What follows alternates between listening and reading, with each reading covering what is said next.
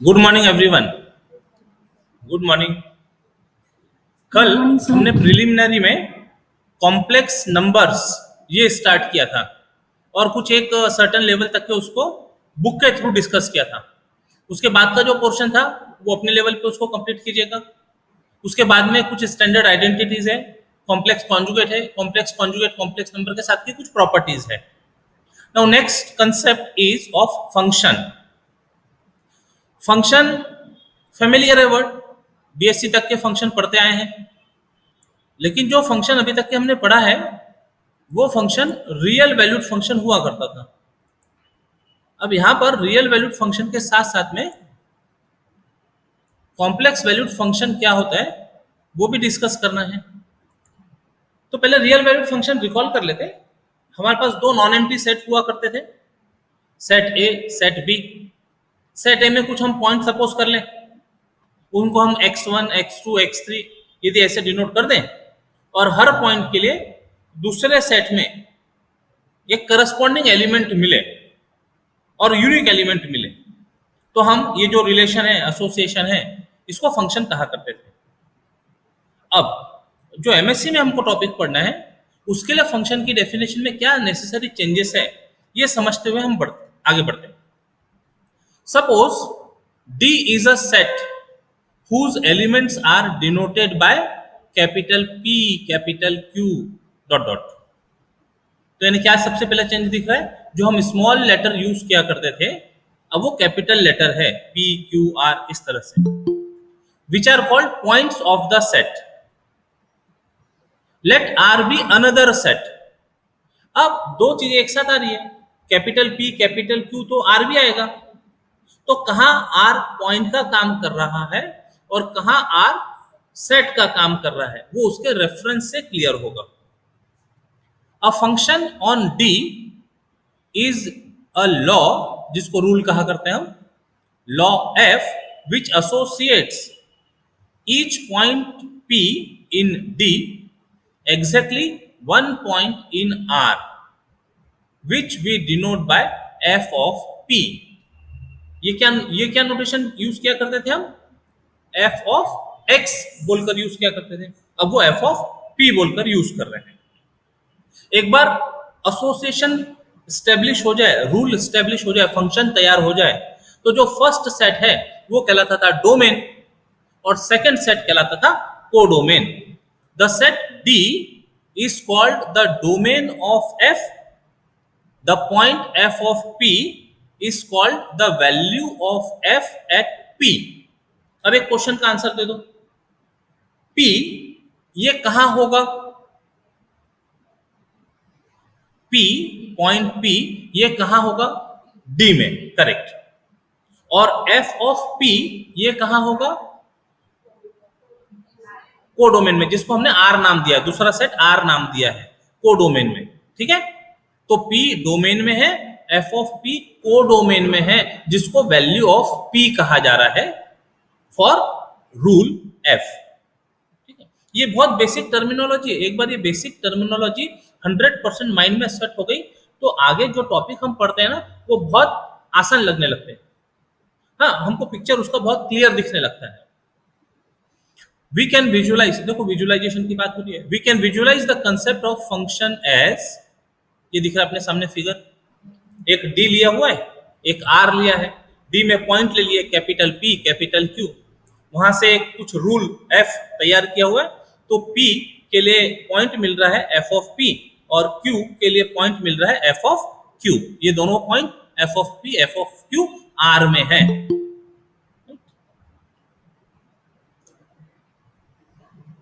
P where each P from figure, each P in D is connected to a unique f of p in R by a string according to some rule। होगा कोई भी, this rule or what amounts to the same thing, the collection of all these strings is the function f on D to R। f is a function from D to R, जो हम कहते हैं, ये जितने हमको ऐसे line जाते हुए दिख रहे हैं ना, इन सबका कलेक्शन। और ये सब आया कहां से, तो बेसिकली एक रूल से आया, तो that rule is a function. वो रूल मान लो यदि हमने स्क्वायर कहा, तो P के लिए एफ ऑफ P क्या बन जाएगा, P स्क्वायर। Q के लिए एफ ऑफ Q क्या बन जाएगा, Q स्क्वायर। ठीक है ना। यदि वो f को हमने log कहा तो P के लिए एफ ऑफ P अब क्या बन जाएगा, log P। Q के लिए एफ ऑफ Q क्या बन जाएगा, log Q। आ रही बात समझ में। वो f को यदि हमने साइन फंक्शन कहा, साइन, तो P के लिए f of P will be sine P। Q के लिए f of Q will be sine Q। चीजें समझ में आ रही है हा? कई बार यदि ये बेसिक टर्मिनोलॉजी नहीं समझी तो शुरू में तो कोई तकलीफ नहीं आती, लेकिन जैसे जैसे टॉपिक डेप्थ पकड़ते जाता है फिर वहां मुश्किल आना शुरू होती है। तो इसलिए बेसिक टर्मिनोलॉजी का विजुअलाइजेशन कंसेप्ट एकदम क्लियर होना चाहिए।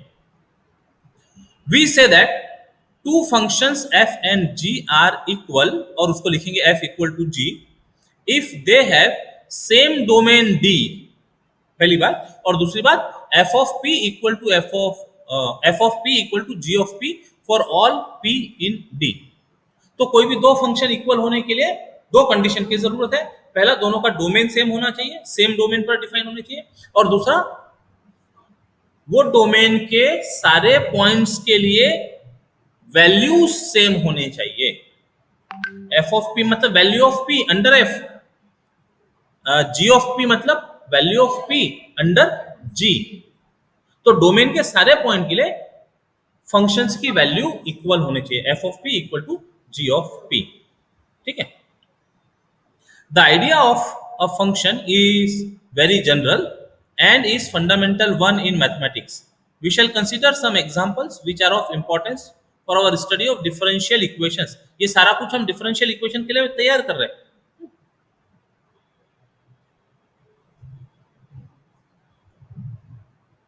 अभी तक के बीएससी में जो फंक्शंस हमने पढ़े थे, तो majority of functions are real valued function.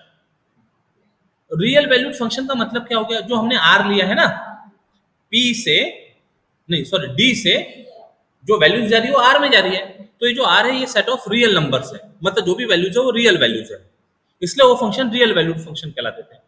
अब ये जो हमारा आर है, यदि ये सेट ऑफ कॉम्प्लेक्स नंबर हो जाए तो जो भी वैल्यूज मिलेंगी डी के पॉइंट्स के लिए, जो भी वैल्यूज मिलेंगी वो सारे कॉम्प्लेक्स वैल्यूड रहेंगे, तो फंक्शन कॉम्प्लेक्स वैल्यूड फंक्शन कहलाएगा। ये अंडरस्टैंडिंग है। रीड करते हुए पढ़ते आगे। Complex valued function, if the set R which contains the values of f is the set of all complex numbers, ठीक है, if R is set of all complex number then f is a complex valued function। Okay.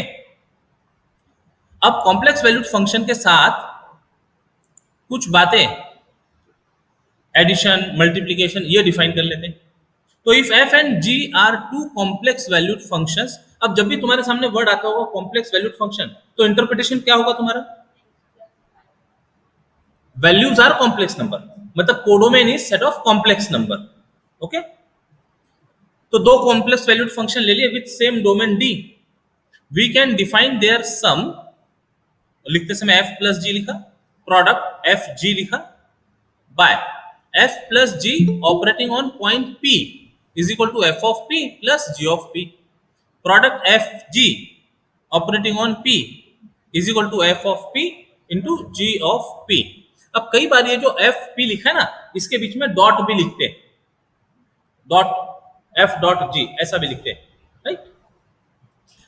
लेकिन f dot g और fog composite function ये अलग अलग होंगे। Composite function different है, product of functions different है। कंपोजिट फंक्शन में function के अंदर फंक्शन मिलता है ना। f dot g operating on x is equal to f of g of x, ये प्रोडक्ट ऑफ फंक्शन की बात कर रहा है। तो product of function f g operating on p is product of values f of p into g of p। तो जब इस तरह की चीजें मिलती जुलती दिखती ना, उनको तभी की तभी डिस्टिंग्विश करना जरूरी है। और ये for all p in d, क्योंकि हर पॉइंट के लिए वैल्यूज होनी चाहिए, तो ये जो रूल लिखे दोनों रूल, ये सभी p के लिए वैल्यूड होने चाहिए for each p in d। Thus f plus g and fg are also functions with domain D. अब एक नया फंक्शन लेकर आ रहे हैं कांस्टेंट फंक्शन बोलकर, उसके लिए नोटेशन चेंज कर दिया.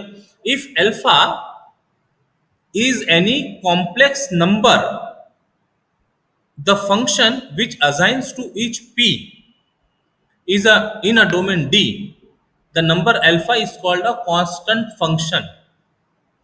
हम रियल वैल्यूड फंक्शन के समय जनरली उसको k से डिनोट किया करते थे.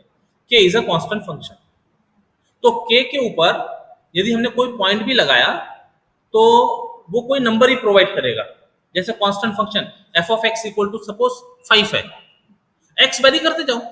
If f of x is equal to 5 कहा, इसका मतलब f of x is equal to 5 for all x in the domain. तो कांस्टेंट फंक्शन है, वो डोमेन के पॉइंट्स पर डिपेंड नहीं कर रहा. ठीक है, कुछ भी रखते जाओ, वैल्यू विल बी कांस्टेंट. तो यहां पर alpha is any complex number, the function which assigns to each p in a domain, the number alpha is called constant function and is also denoted by alpha. Constant number को constant function से denote कर दिया. Thus, if f is any complex valued function on D, then product of complex function with constant function alpha f operating on p is equal to alpha f of p. अब इसको जरा समझना जरूरी है, ये क्या हो गया, कैसे हो गया. अभी थोड़ी देर पहले हमने बोला यदि कांस्टेंट फंक्शन होगा तो what will be f of x, constant value. तो ये चीज ऊपर देखो ना, f g operating on p is equal to f of p into g of p है. अब यदि मान लो एक फंक्शन कांस्टेंट फंक्शन हो गया और वो कांस्टेंट फंक्शन को अल्फा बोलकर यूज कर रहे हैं, तो कोई भी पॉइंट हम रखे डोमेन का तो value will be constant itself, alpha itself. तो वो चीज यहां पर आ गई. तो पहले वाला जो अल्फा एफ है, ध्यान से सुनना, जो लेफ्ट हैंड साइड में अल्फा एफ है वो अल्फा कॉम्प्लेक्स फंक्शन के लिए यूज हो रहा है. एफ कॉम्प्लेक्स फंक्शन के लिए यूज हो रहा है. वो product of two complex valued function हो गए. लेफ्ट साइड में operating on p is equal to, अब जो राइट साइड में अल्फा दिख रहा है वो अल्फा क्या बन गया, कांस्टेंट बन गया. That alpha is constant which is alpha of P. आधी बात समझ में, मतलब ऊपर जो रूल लिखा उसके हिसाब से यदि लिखा जाता तो alpha f operating on p is equal to alpha operating on p into f operating on p होता था. But alpha is constant function बोल के लिया है, तो that alpha operating on p will be alpha only. तो right hand side का जो अल्फा है वो बन गया कांस्टेंट और लेफ्ट हैंड साइड का जो अल्फा है वो कांस्टेंट फंक्शन. दोनों में फर्क समझ में आ रहा है, चीजें समझ में आ रही है. हाँ, इस तरह से कभी बीएससी में पढ़ते हुए सोचा था क्या? बस एग्जाम के लिए पढ़ते थे, एग्जाम में लिखते थे और चलते थे आगे. अब शुरू से ही ये इंसाइट डेवलप करनी जरूरी है ना, जिससे हम जो चीजें हैं हमारे सामने उनको पढ़कर पहले तो समझ सके, खुद समझ सके, और जब हमको समझ आ जाए तो फिर वो हम समझा सके. ठीक है ना, टीचर बनने वाले ना 2 साल के बाद में एमएससी मैथमेटिक्स करने के बाद, तो टीचर की क्वालिटी क्या, पहले हमको समझ में आ जाए फिर हम समझा सके. चलिए, ये कंडीशन हर जगह रहेगी for all P in domain D, for all P in domain D. ये हो गया कॉम्प्लेक्स वैल्यूड फंक्शन. अब कॉम्प्लेक्स वैल्यूड फंक्शन जब हमने कल पढ़ा था तो वो extension of real number system था. तो जब रियल वैल्यूड फंक्शन की बात करेंगे तो वो स्पेशल केस हो जाएगा.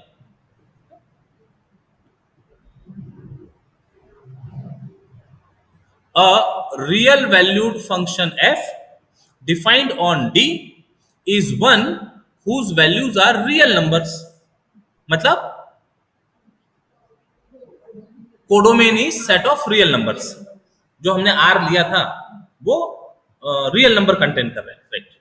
Such a function is a special case of complex valued function. Clearly, the sum and product of two real valued function on D are real valued functions. Real valued functions are usually the principal object of study in first course in calculus. ये सब पढ़ा हुआ है हमने BSc में. ठीक है. Every complex valued function f defined on a domain D give rise to two real functions REF and IMF. Real F, imaginary F, defined by. अब ये नई चीज शुरू हो रही है यहां से। कॉम्प्लेक्स वैल्यूड फंक्शन समझ लिया हमने, रियल वैल्यूड फंक्शन पहले से पता है, ये स्पेशल केसेस हो गए कॉम्प्लेक्स वैल्यूड फंक्शन के। तो ये जो कॉम्प्लेक्स वैल्यूड फंक्शन है, ये सेंटेंस फिर से रिपीट कर रहे हैं, कोई कॉम्प्लेक्स वैल्यूड फंक्शन पढ़ना मतलब दो रियल वैल्यूड फंक्शन पढ़ना। कहां से आए दो रियल वैल्यूड फंक्शन? जब हमने कल कॉम्प्लेक्स नंबर की बात की थी तो z is equal to ordered pair x comma y, जिसको x प्लस आई वाई के फॉर्म में कहा था। x कहला रहा था real part of z, y कहला रहा था इमेजिनरी पार्ट ऑफ z, लिखते समय R E Z I am Z. तो जब कॉम्प्लेक्स वैल्यूड फंक्शन की बात हो रही है तो वहां पर भी रियल पार्ट ऑफ f मिलेगा, इमेजिनरी पार्ट ऑफ f मिलेगा, उसकी वजह से दो फंक्शंस तैयार हो रहे हैं। फिर से रिपीट कर लेते हैं sentence. Every complex valued function f defined on a domain D gives rise to two real valued functions. हम इसको ऐसे ही बोलेंगे, real f and imaginary f। इनकी definition defined by real f operating on point P is equal to real part of f of P, क्योंकि f of P complex valued रहा होगा।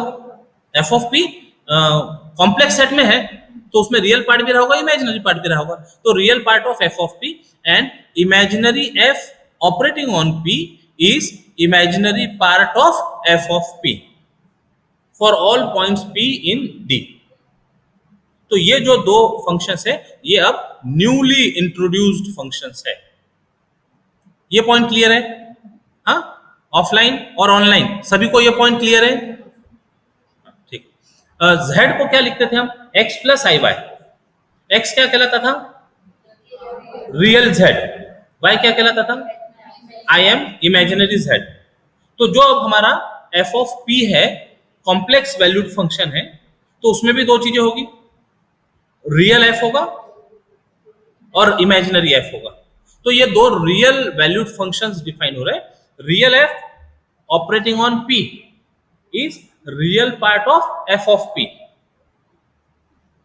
imaginary f operating on p is equal to imaginary part of f of p। for example f of p की कोई एक value suppose कर लेते, कोई एक complex number f of p suppose, p यहां पर कोई तो भी पॉइंट होगा, p का इमेज हो रहा है 3 प्लस 4i, ऐसा बोल दिया 3 प्लस 4i। तो what will be real part of f of p? 3 and imaginary part of f of p? 4, only 4। I के साथ जो है वो इमेजिनरी पार्ट है। Okay, real f and imaginary f are called real and imaginary parts of f respectively. बोला ही है वहां पर, real f and imaginary f are called real and imaginary parts of f respectively and we have. अब ये पूरा पूरा function तैयार हो गया, f is equal to real part of f plus I times imaginary part of f। अब देखो, पहले जो टॉपिक पढ़ रहे थे वो नंबर था, z is equal to real z plus I imaginary z। अब फंक्शन में आ गए हम, f is equal to real f plus I imaginary f। कैसी चीजें एक्सटेंड हो रही है, बढ़ रही है, लेवल बढ़ते जा रहा है चीजों का। ठीक है, thus the study of complex valued function can be reduced to the study of pairs of real valued functions। मतलब यदि हम रियल एफ और इमेजिनरी एफ की स्टडी करें, इसका मतलब कॉम्प्लेक्स वैल्यूड फंक्शन की स्टडी कर रहे हैं। ओके, मतलब नई चीज सीख रहे हैं, कॉम्प्लेक्स वैल्यूड फंक्शन सीख रहे हैं, किसके टर्म में? जो ऑलरेडी नोन कंसेप्ट है रियल वैल्यूड फंक्शंस, उनके टर्म में। To obtain examples of complex valued functions, we must specify their domains। Domain पता होगा तो फिर आगे की बातें कर सकते हैं। अब क्या क्या होते हैं? सेकंड पॉइंट है complex valued functions with real domains. मतलब जो हमारा डी होगा वो सेट ऑफ रियल नंबर्स है। अब जब सेट ऑफ रियल नंबर्स है तो सेट ऑफ रियल नंबर्स में किस किस तरह के इंटरवल्स हो सकते हैं, टाइप्स ऑफ इंटरवल, वो डिस्कस किया हुआ ये आर्टिकल में। Many of the functions we consider in this book have domain D, which is an interval I on the real axis। कल हमने रियल एक्सिस इमेजिनरी एक्सिस की बात कर ली थी। तो जो हमारा रियल नंबर लाइन होता था, दैट रियल नंबर लाइन यदि हॉरिजॉन्टल रखा गया तो रियल एक्सिस है, और वही रियल नंबर लाइन यदि वर्टिकल रखा गया, प्लेन बनाया, इंटरसेक्शन दोनों का 0 पे किया और परपेंडिकुलर 90 डिग्री के एंगल में रखा, तो वही रियल नंबर लाइन जब उसको वर्टिकल पोजीशन में रखा तो वो इमेजिनरी एक्सिस बन गई थी। तो जो डोमेन डी की बात हो रही है जनरली इंटरवल फॉर्म में लेते हैं। तो इंटरवल कैसे कैसे हो सकते हैं? Recall that an interval is a set of real x satisfying one of the 9 inequalities, a less than और equal to x less than और इक्वल टू b। ये इसके पहले देखा हुआ है, पढ़ा हुआ है। हम लिखते समय उसको क्या नोटेशन लिखते हैं? a लेस देन और इक्वल टू, ऐसा पूरा पूरा इक्वल नहीं बनाते थे, बस लेस के नीचे एक इक्वल लिख देते थे। एक्चुअल नोटेशन ये होता है, लेकिन बहुत ज्यादा यूज करते करते हम बस वो लेस के नीचे एक डंडी लगा के बोलते थे लेस देन और इक्वल टू। एक्चुअल नोटेशन ये है। अच्छा, इसको बुलाने का दूसरा और कोई तरीका है? a लेस देन और equal to x less than और equal to b। Online class, इसको बोलने का कोई दूसरा तरीका है क्या? ये आप भी बोलो। और closed interval correct. This first interval is closed interval a b. तो इसको लिखते समय हम वो बिग ब्रैकेट यूज करते हैं, स्क्वायर ब्रैकेट यूज करते हैं। a लेस देन और equal to x less than b, left side से क्लोज है, राइट साइड से ओपन है, इसका नाम क्या होता है? Semi closed. हाँ, अब एक बात समझिए, जब इस तरह से एक तरफ से क्लोज्ड हो एक तरफ से ओपन हो तो उसको सेमी क्लोज्ड भी कहते हैं, सेमी ओपन भी कहते हैं। एक तरफ से क्लोज्ड है एक तरफ से ओपन है, तो दोनों कहा जाता है। हम हमारे रेफरेंस के लिए पहले वाला जो साइन है उसको देखते हुए नाम देंगे उसको। तो हम अपनी क्लास के लिए, अपने डिस्कशन के लिए इसको सेमी क्लोज्ड बोलेंगे, लेकिन नाम दोनों होते हैं इसके। जैसे कुछ लोगों के ऑफिस के नाम अलग रहते हैं, स्कूल के नाम अलग रहते हैं, घर के नाम अलग रहते हैं, दोनों नाम से बुलाया तो भी आता है वो पर्सन। हम एक नाम इसका फिक्स कर देते हैं, सेमी क्लोज्ड, राइट। इसके बाद वाला a less then x less than और इक्वल टू b, इसको हम सेमी ओपन बोलेंगे। है दोनों, सेमी ओपन भी है सेमी क्लोज भी है, हम सेमी ओपन बोला करेंगे इसको।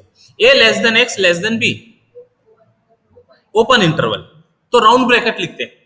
तो जब भी ओपन इंटरवल की बात करें तो राउंड ब्रैकेट, क्लोज इंटरवल की बात करें तो स्क्वायर ब्रैकेट। अब ये जो 4 इंटरवल दिए हैं, ये 4 इंटरवल में एंड पॉइंट्स a और b ये फिक्स्ड नंबर्स है, फिक्स्ड रियल नंबर है, फाइनाइट नंबर है। जरूरी नहीं हमेशा फाइनाइट नंबर ही हो एंड पॉइंट पे, इनफाइनाइट भी हो सकता है। अब इनफाइनाइट हो सकता है तो क्या हो सकता है? जब नंबर लाइन हम देखते हैं तो नंबर लाइन में लेफ्ट साइड में सबसे छोटा नंबर होगा, सबसे छोटा नंबर होगा। क्या है सबसे छोटा नंबर? ऑनलाइन क्लास, सबसे छोटा नंबर क्या है? -1। -1 सबसे छोटा है क्या? -2 उससे छोटा हो जाएगा ना? Any negative number, any negative number. तो बोलकर बता सकते क्या? और इंफिनिटी नंबर नहीं है तो we can't define smallest negative number, तो उसको सिंबल दे दिया -इंफिनिटी लेफ्ट साइड में, -इंफिनिटी। और लार्जेस्ट पॉजिटिव नंबर वो भी बोलकर बता नहीं सकते, तो उसको सिंबल दे दिया इंफिनिटी। सिंबल दिया है, नंबर नहीं है वो, ठीक है, something which we can not define, उसको सिंबल दे दिया -इंफिनिटी +इंफिनिटी। तो अब यदि थोड़ा और बड़ा नंबर चाहे तो a लेस देन और equal to x less than infinity, यानी a से पूरा ऊपर ऊपर ऊपर आगे तक के लार्जेस्ट पॉजिटिव नंबर तक के लेके गए, तो ये हो गया सेमी क्लोज्ड। अपने रेफरेंस के लिए सेमी क्लोज्ड, एक फाइनाइट पॉइंट है और उधर इंफिनिटी है, ठीक है। इंफिनिटी कभी भी इंक्लूड नहीं किया जा सकता, तो जब भी इंफिनिटी लिखते हो फर्स्ट पॉइंट या लास्ट पॉइंट, वो हमेशा ओपन ब्रैकेट के साथ लिखा जाएगा क्योंकि नंबर नहीं है, ठीक है। और कई बार हम ऐसा कहते हैं कि इंफिनिटी यदि देखना चाहते हो, इंफिनिटी यदि पकड़ना चाहते हो तो हम तुमको इंफिनिटी पकड़वा सकते हैं। चाहते हो इंफिनिटी को पकड़ना? नहीं चाहते? ऑनलाइन क्लास, इंफिनिटी को पकड़ना चाहते हो क्या? हेलो, अच्छा, देखना चाहते हो क्या इंफिनिटी को? हाँ, देखना चाहते, पकड़ना नहीं चाहते। अच्छा, देखना चाहते, चलो ठीक है। तो जब कभी अपन सफर करते हैं सफर परेशान वाला नहीं, सफर जर्नी वाला सफर। और ऐसे खुले मैदान रहते, पूरे पूरे खुले मैदान, ट्रेन से जा रहे हो, बस से जा रहे हो, खुले मैदान। तो ऐसा कुछ तो भी लास्ट में ऐसा सीन दिखता है जहां आसमान और धरती मिलते हुए दिखते हैं। बस वो जो पॉइंट है ना, वो पॉइंट की तरफ जाते जाओ, वही इन्फिनिटी है, वही इन्फिनिटी है। वो पॉइंट की तरफ जाते जाओ तो तुम इन्फिनिटी के दर्शन कर सकते, इन्फिनिटी को पकड़ सकते। अभी बात समझ में आ रही है? Infinity is just a symbol, है ना? Very very large positive number on the number line is denoted by plus infinity, and very very small negative number on the left side is denoted by minus infinity. तो ये तो हो गया ए से infinity, semi closed. फिर minus infinity से B, मतलब minus infinity से कोई फाइनाइट नंबर तक के ला लिए तो B can be included. Okay, semi open बोलेंगे इसको। फिर ए छोड़ दिया, पहले इसमें पकड़ा था, छोड़ दिया, सेमी नहीं, ये ओपन इंटरवल हो गया, ए से इन्फिनिटी दोनों तरफ राउंड ब्रैकेट। फिर माइनस इन्फिनिटी से बी, ओपन इंटरवल, यानी नेगेटिव नंबर आ रहे हैं इसमें।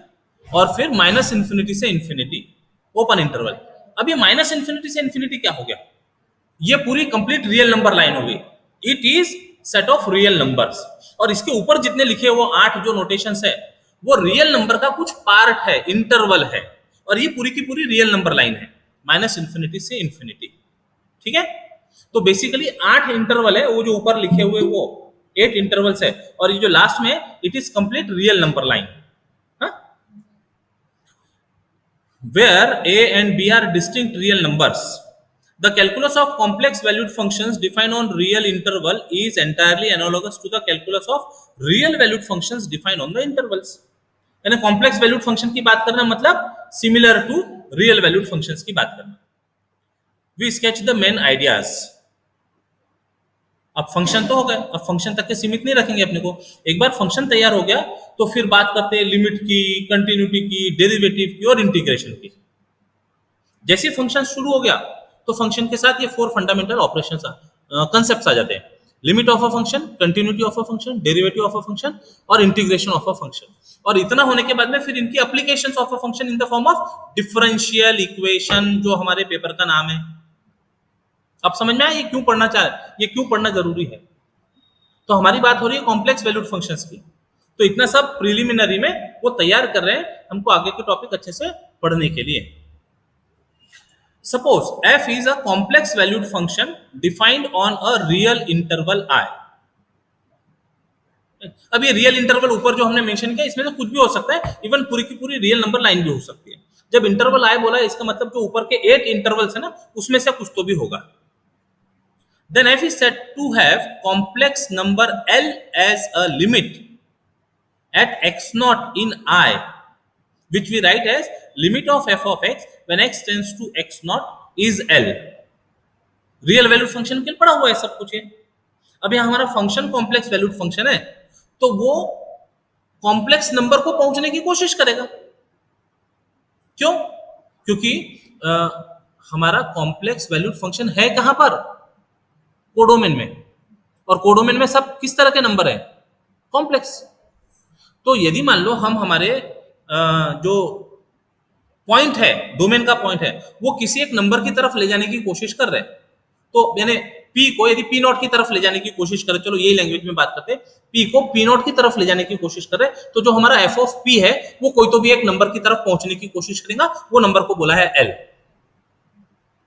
अब यहां पर नोटेशन पी की जगह एक्स बोल दिया, कोई प्रॉब्लम नहीं।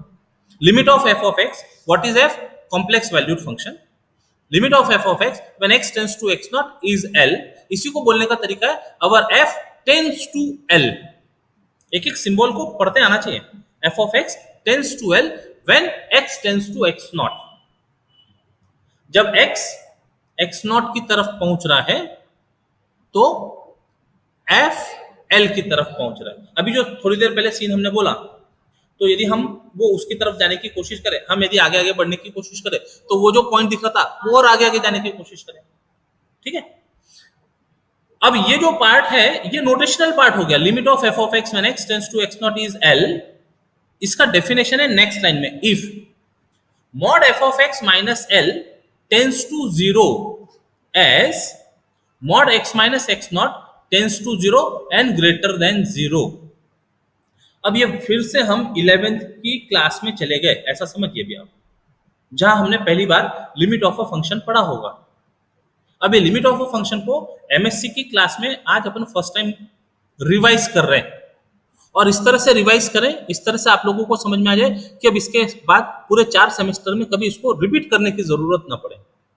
तो एक एक चीजों को, एक एक सिंबल को ध्यान से सुनिएगा, समझिएगा। जब हम बोल रहे हैं एक्स एक्स नॉट की तरफ पहुंच रहा है, इसका मतलब एक्स और एक्स नॉट का डिस्टेंस कम कम कम कम कम कम कम होते जा रहे हैं। ठीक है, एक्स और एक्स नॉट का डिस्टेंस कम हो रहा है, इसको बोलने का मैथमेटिकल वे है mod is tending to zero. Mod represent करता है difference between the two quantities. Mod x minus a बोला तो it means difference between x और ए। अब जब उसको बोला टेंस टू जीरो, यानी वो जो मॉड है वो कम होते जा रहा है, दोनों के बीच का डिस्टेंस कम होते जा रहा है। अब ध्यान से सुनना, x equal to x naught मतलब दोनों इक्वल हो गए, तो जब दोनों इक्वल हो गए तो मॉड क्या होगा, जीरो बन जाएगा। ठीक है, x equal to x naught बोला तो mod x minus x naught बन गया जीरो।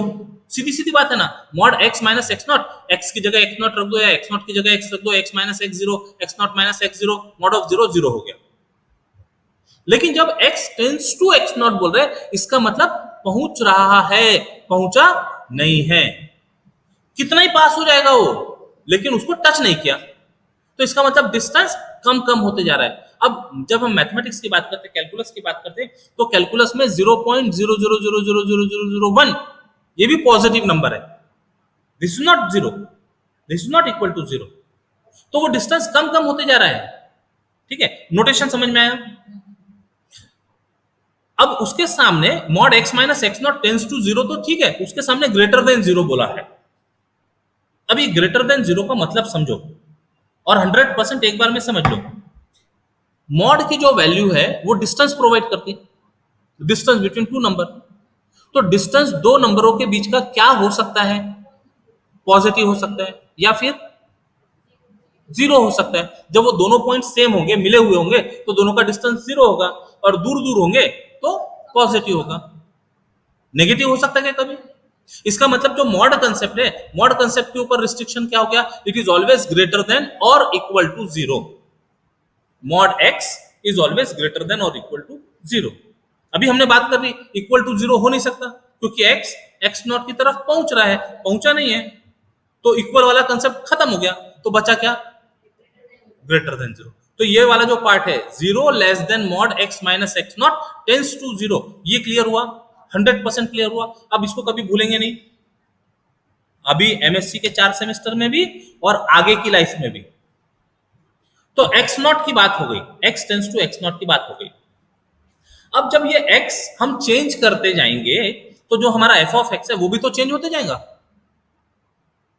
जब एक्स चेंज करेंगे, एक्स को चेंज करते जाएंगे, तो एफ ऑफ एक्स भी चेंज होते चले जाएगा। तो एफ ऑफ एक्स क्या बनने की कोशिश कर रहा है, ऊपर बोल कर दिया एल। इसका मतलब एफ ऑफ एक्स और वो एल, इनके बीच का डिस्टेंस भी कम कम होते, ये एफ ऑफ एक्स वो एल तक पहुंचने की कोशिश करेगा, तो दोनों के बीच का डिस्टेंस कम कम होते जाएंगे। तो लिखते समय notation is f of x when x tends to x naught is l, और इसी को बोलते हैं f of x tends to l when x tends to x naught. कब? If mod f of x minus l tends to zero, as mod x minus x naught tends to zero and greater than zero. अब ये tends to zero कितना पास में है, tends to zero तो है, कितना पास में है, तो कितना पास में है ये बताने के लिए बहुत स्मॉल नंबर को इंट्रोड्यूस किया हुआ है, इप्सिलॉन और delta. They are infinitely small quantities, they are infinitely small numbers. तो अब वो इप्सिलॉन और डेल्टा को इंट्रोड्यूस करके डेफिनेशन का फॉर्म तैयार हो जाता। This means that for given epsilon greater than zero, there is a delta greater than zero such that mod f of x minus l less than epsilon whenever mod x minus x naught is less than delta greater than 0 for all x in interval I। और ये कहलाती है epsilon delta definition of limit of a function. ठीक है, ऊपर से इतना जो डिस्कशन किया था ये अब वो डिस्कशन में tense to zero.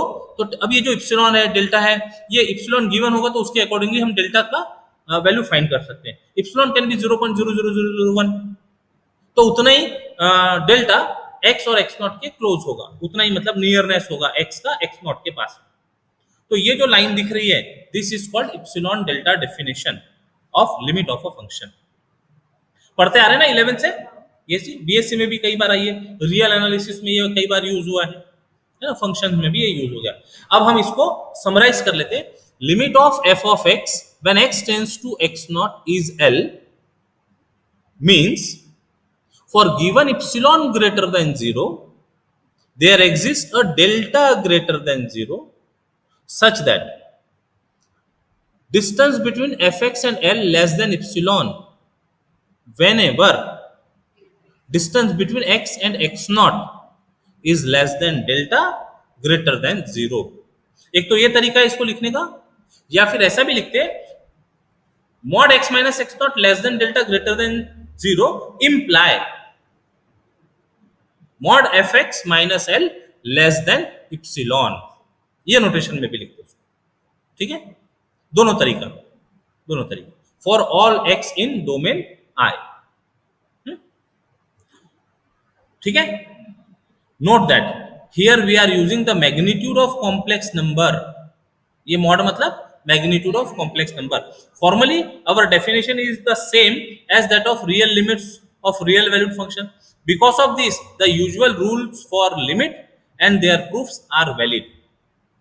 In particular, if f and g are complex valued functions defined on I such that for some x naught in I,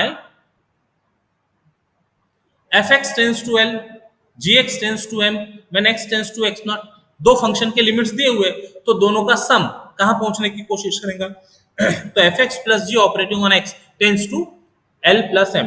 हम इसको बोलते थे limit of functions, limit of sum of functions is sum of their limits, limit of product of functions is product of their limits, वो बात हो रही है।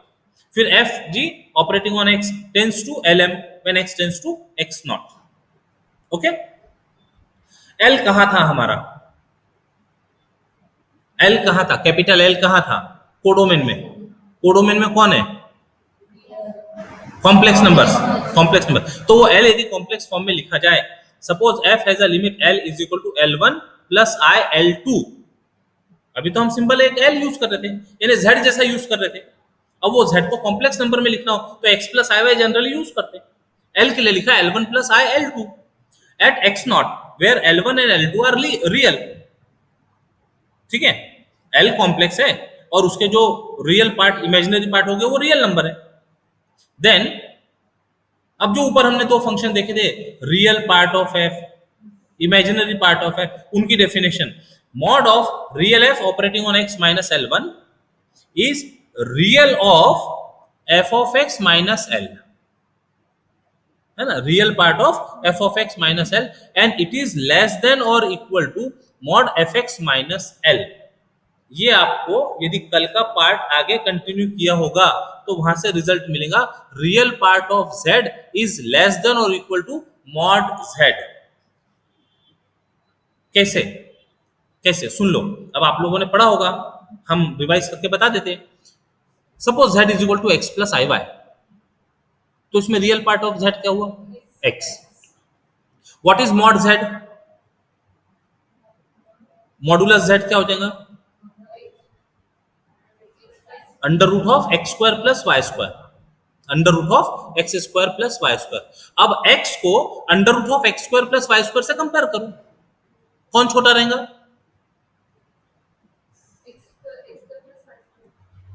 x एक तरफ x है और एक तरफ under root of x square plus y square है, छोटा कौन रहेगा, रूट वाला कैसे छोटा होगा, लेकिन अकेला एक्स स्क्वायर नहीं ना, प्लस वाई स्क्वायर भी है ना, तो एक्स स्क्वायर अकेला रहता तो उसका रूट एक्स होता था, लेकिन प्लस समथिंग आ गया वहां पर, तो डेफिनेटली जब उसका स्क्वायर रूट लिया जाएगा तो एक्स से बड़ा होगा। तो कौन छोटा हुआ दोनों में, x, x क्या था? Real part of z. तो real part of z is less than और equal to mod of z. एक क्वेश्चन है, इक्वल कब होगा? लेस देन और इक्वल टू बोला हमने, तो इक्वल कब होगा? जब y 0 होगा. इसका मतलब क्या? जब हमारा z खुद रियल नंबर होगा. आली बात समझ में आपको? जब z खुद रियल नंबर होगा तो real part of z is same as modulus of z. देखो ये जो बातें समझ में आती ना, तो एक अलग खुशी मिलती है कि अरे वाह, समझ गया, कुछ तो गया अंदर, है ना. तो ये जो एंजॉयमेंट है सब्जेक्ट का, ये ऐसा छोटा पार्ट समझकर फिर हम पूरा की पूरा पेपर को एंजॉय कर सकते हैं. तो जब आप पढ़े तो अब ये नॉवेल के जैसे पढ़ने की चीज नहीं है. हर जो वहां पर सेंटेंस आ रहा हो उसके ऊपर थॉट देने की जरूरत है, उसको सोचने की जरूरत है, एनालाइज करने की जरूरत है.